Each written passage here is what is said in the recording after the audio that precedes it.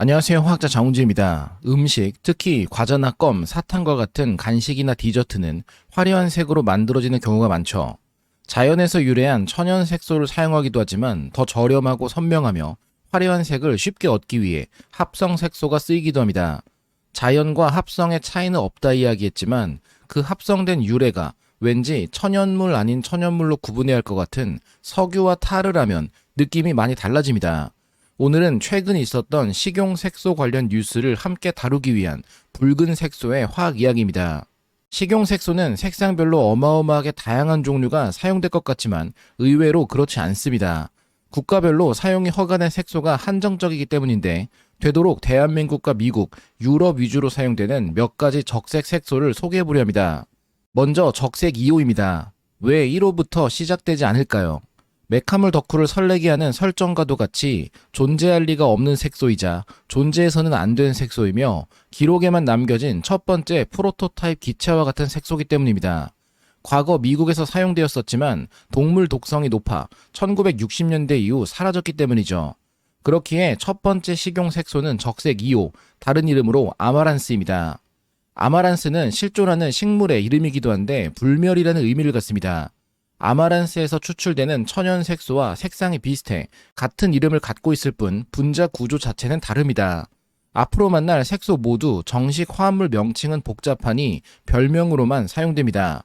정식 명칭은 트라이소듐 3하이드록시 4,4술포네이토 나프탈렌 1,1 아조 나프탈렌 2,7 다이술포네이트이기 때문입니다.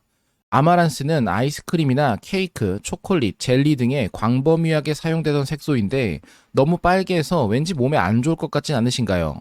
그에 앞서 이와 같은 질소 이중결합으로 연결된 방향족 구조 색소들은 분자 이름에 잠시 스쳐 지나갔듯 아조 색소로 구분됩니다. 아조 화합물의 합성은 그리 복잡하진 않습니다.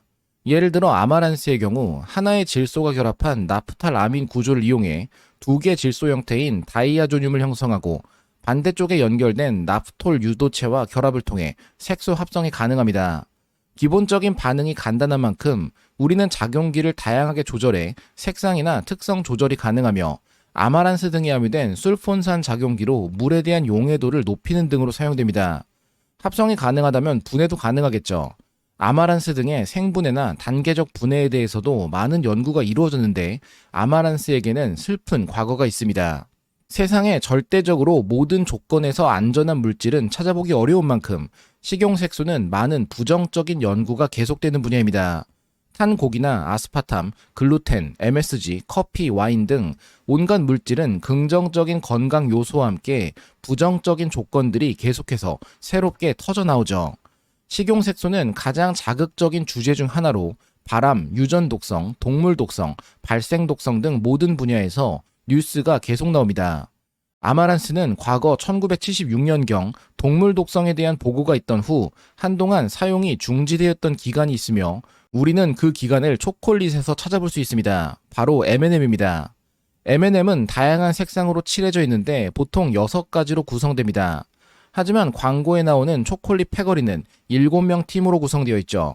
이들 중 한때 사라졌던 색상은 빨간색입니다.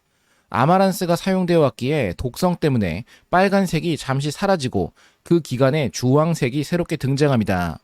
이후 코치닐과 같은 천연 색소로 대체되며 빨간색이 재등장하고 몇 차례의 색상 변화와 여론 투표를 통해 지금의 색상 조합이 됩니다. 하지만 보라색은 매우 레어한 색상이기에 만약 여러분이 보라색 M&M 초콜릿을 발견한다면 행운의 상징으로 보관해도 좋습니다. 적색 3호는 완전히 다른 구조를 갖는 합성 타르 색소입니다.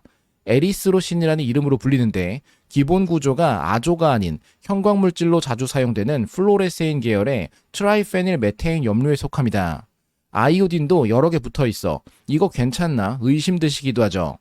새빨간색보다는 선홍색을 띠는데 과자나 젤리, 식품 장식에 사용되어 왔습니다. 하지만 최근 커다란 이슈가 발생했는데 미국 FDA에서 사용을 금지한 것입니다. 미국에서도 특정 식품들의 사용이 허가되어 있었지만 최근에 동물 실험에서 발암 가능성이 제기되며 제한이 시작됩니다. 식용색소에 대한 적용 기준이 다소 모호했다는 것도 이유가 되어 여러 단체의 요청을 통해 이번에 엄격하게 정리하기로 합니다. 예를 들어 실제로 먹지 않는 립스틱과 어린이용 사탕에 대한 에리스로신의 사용은 립스틱에는 금지되지만 사탕에는 허용됩니다. 안전상의 이유로 말입니다. 이해할 수 없죠. 이런 오류를 다 잡아가려는 것인데 그렇다면 국내에서 우리가 에리스로신을 먹을 일은 있을까요?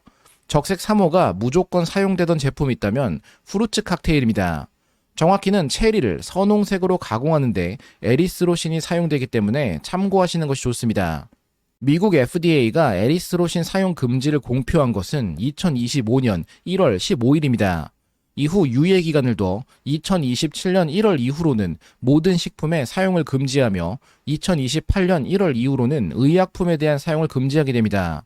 정확한 독성 결과가 나온 것도 아니고 발암성이 있는 것으로 유의미하게 보인다는 이야기만으로 즉각적인 대응이 이루어지는 것은 델라니 조항 때문입니다.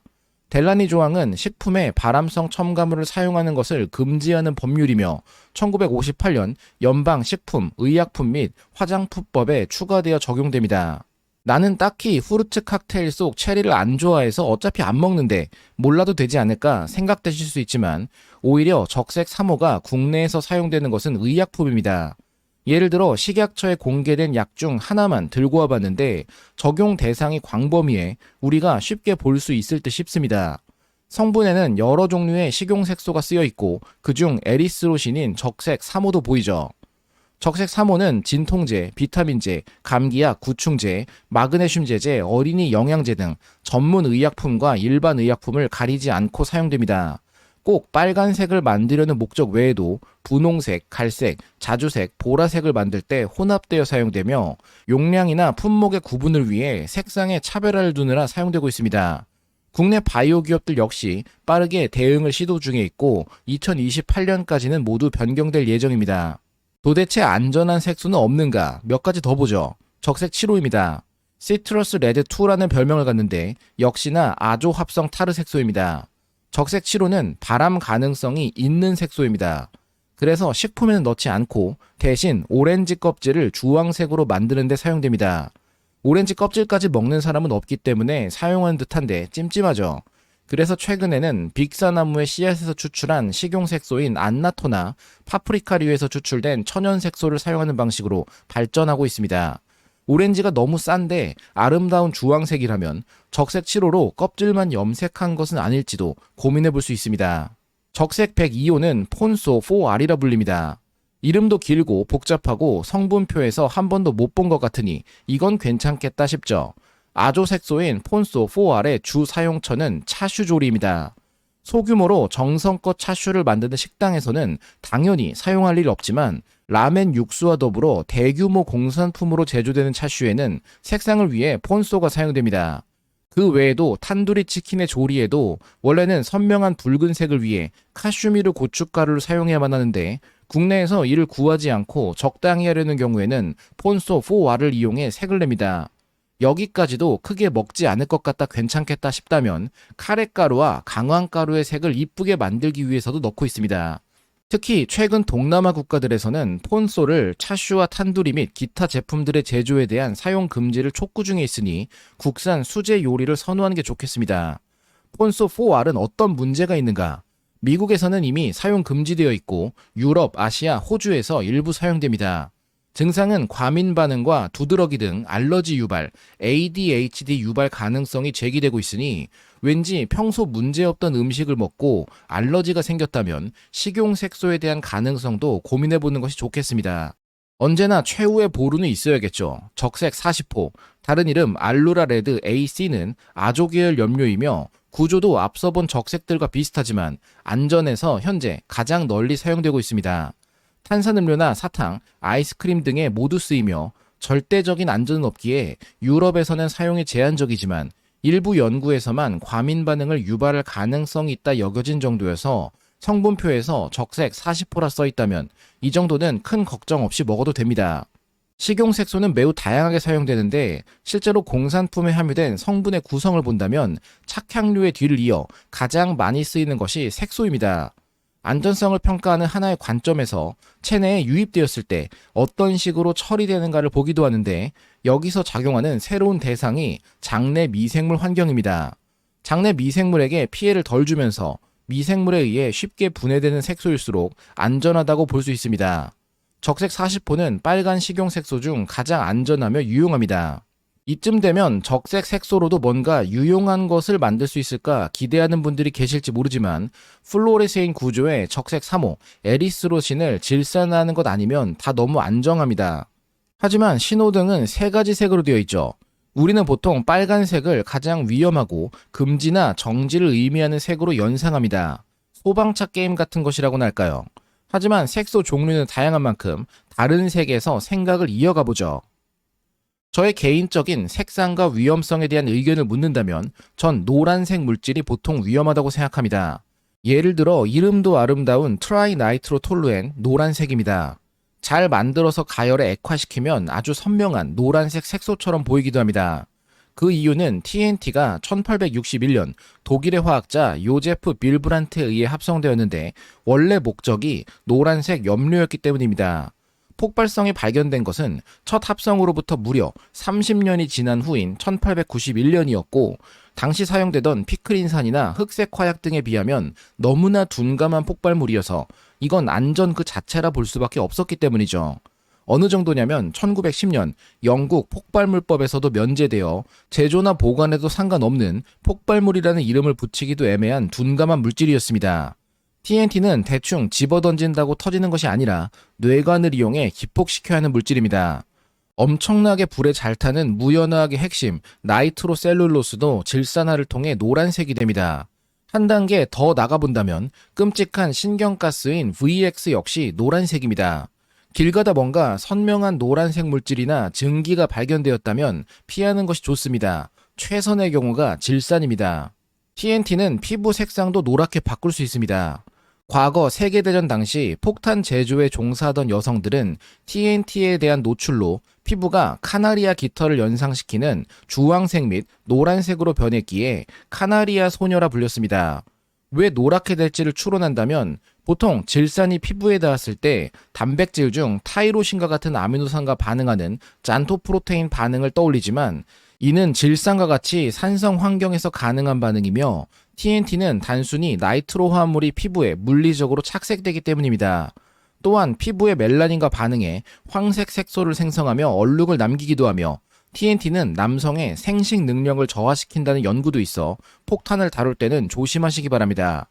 이처럼 색상을 입힐 수 있어 염료로 사용되었다면 정말 섬유에 폭발물을 입혀 인화성 물질을 만들려는 시도도 있지 않았을까요?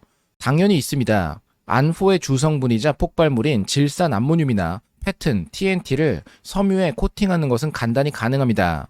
우리가 할 수 있는 것을 생각해 볼까요? 재미삼아 이야기하는 것이니 현실에서 시도해보진 않길 바랍니다. 반응이 안 갈까봐 걱정되는 것은 아니고 정말 잘 터질지 감이 안 오는 거니 재미로만 보겠습니다. 이번에는 노란색 물질인 황색 4호색소를 사용하면 좋겠습니다. 타르트라진이란 이름을 갖는데 이번에도 두 가지 구조가 결합된 아조 화합물입니다. 하지만 이대로는 질소가 충분하지 않네요. 먼저 염화 주석으로 아조 결합을 깨서 설포 아닐산과 파이라졸 유도체로 쪼개줍니다. 다음은 산화시켜 간단히 이합체 형태의 퍼퓰아조산을 만들 수 있습니다. 보라색 색상을 가져 황색 4호 색소 대사체 연구에 사용할 수 있는 물질인데 5개 질소로는 부족합니다. 파이라졸은 매우 안정한 물질에 속해서 질산화해야만 원하는 정도로 터지기 때문입니다. 이왕 이렇게 된 거 불필요한 카복실산을 질산으로 바꾸면 좋겠죠. 단일 단계로 변환하는 것은 이론상은 가능한데 높은 수율로 실제 확립된 것은 모르겠어서 일반적인 방식대로 알킬화한 후 질산화하는 것이 좋겠습니다. 콜베 일렉트로시스나 훈스티커 반응 또는 바톤 탈탄산 반응 중 원하는 것을 거친 후 질산화하면 됩니다. 이왕 하는 거 과산화 구조를 넣으면 불안정성이 높아지며 더 위험성이 높아지겠죠. 인접한 케톤과 알코올을 연결해 과산화로 만들기 위해 바이어 빌리거 산화 반응이나 다킨 반응을 택일하면 좋겠습니다. 정상적인 반응은 다음과 같은 구조를 만들 수 있을 텐데 이 정도면 괜찮지 않을까요? 물론 정말로 하지는 말고 식용색소는 그냥 먹읍시다. 결론입니다. 최근 적색 식용색소 3호 에리스로신이 미국 FDA를 통해 사용 금지 공표되었습니다. 식품뿐만 아니라 의약품에도 다수 사용되고 있기 때문에 서서히 교체될 예정입니다. 가장 유명한 폭발물인 TNT는 사실 황색 색소로 개발된 물질이기도 했습니다. 합성 색소를 많이 먹는 것이 딱히 좋은 영향을 줄 것까지는 없으니 천연식품을 선호하는 것을 추천합니다. 하지만 천연 색소도 코치닐, 안나토, 사프란 등 모두가 독성을 갖기도 하니 필수 영양소가 아닌 한 굳이 색소를 안 먹는 것도 좋은 선택입니다.